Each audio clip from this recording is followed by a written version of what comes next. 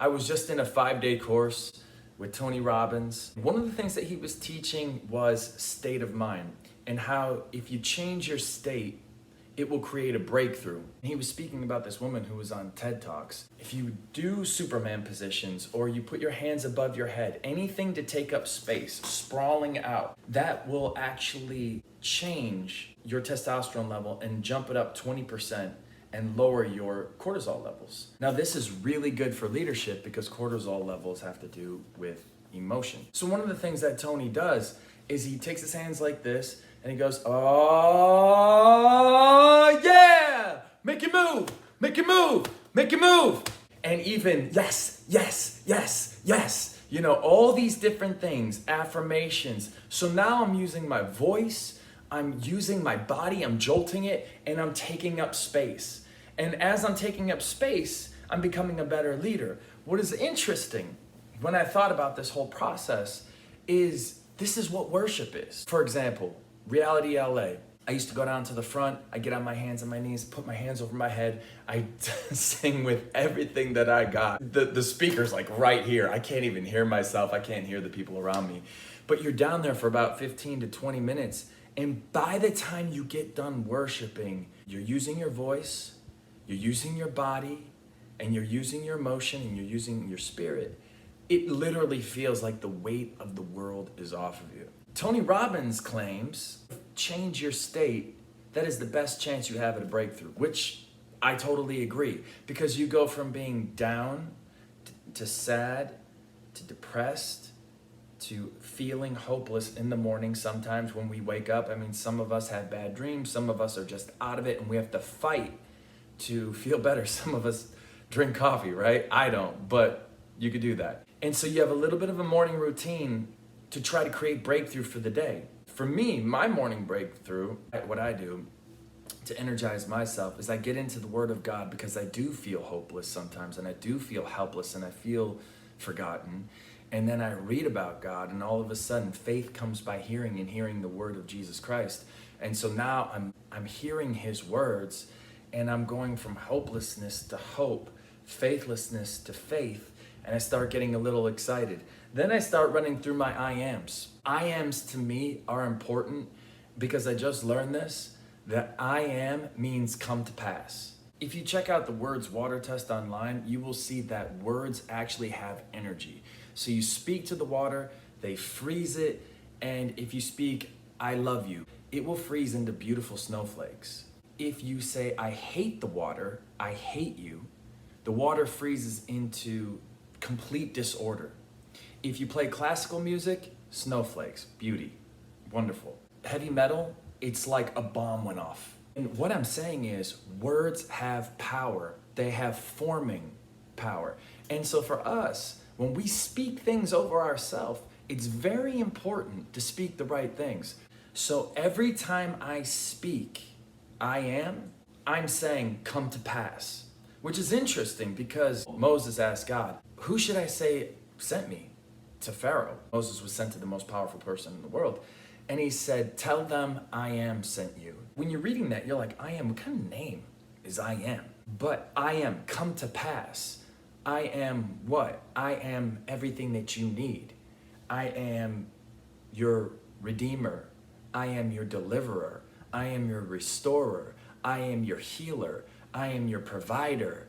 I am providing shelter. I am providing relationships. I am providing food.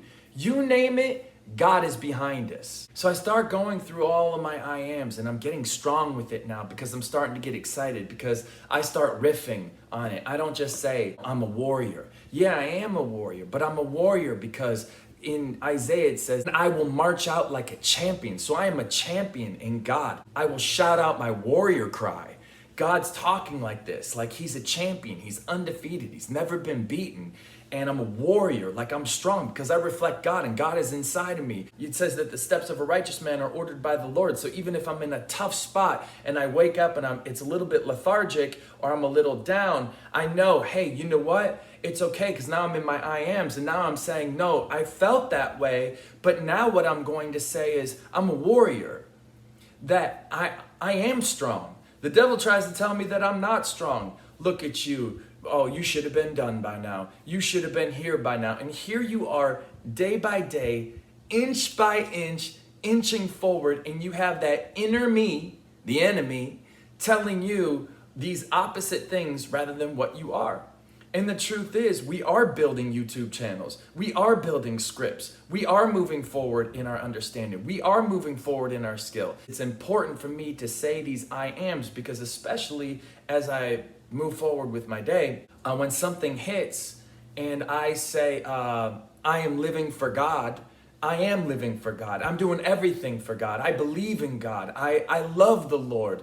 I am his servant, and I am his servant because God served me and serves me, and I am a blessing to other people because God blesses me. And you start just rounding the whole corner like that. And it's interesting how my I ams, I am confident. A situation pops up where maybe I shouldn't feel confident, but because I'm charging myself with, no, I am confident, and because words have power, all of a sudden it reminds me, and I decide I'm going to be confident in this moment because of who God is in my life. So I go over my affirmations. So now I'm like priming my spirit. And then I get to prayer. So now all of a sudden I'm talking to God, and I'm asking him to anoint me, and I'm asking him to bless me for the day. Pour into me, Lord, so much that I overflow and that other people can drink from that spirit. You go through your whole prayer, you're praying for other people, blah, blah, blah. And then you get to the next thing, praise and worship. And all of a sudden, it happens every time. I bust out into praise and worship. And now I'm starting to talk about God and talk to God. And I'm praying, but I'm praising God, saying, you're more than able.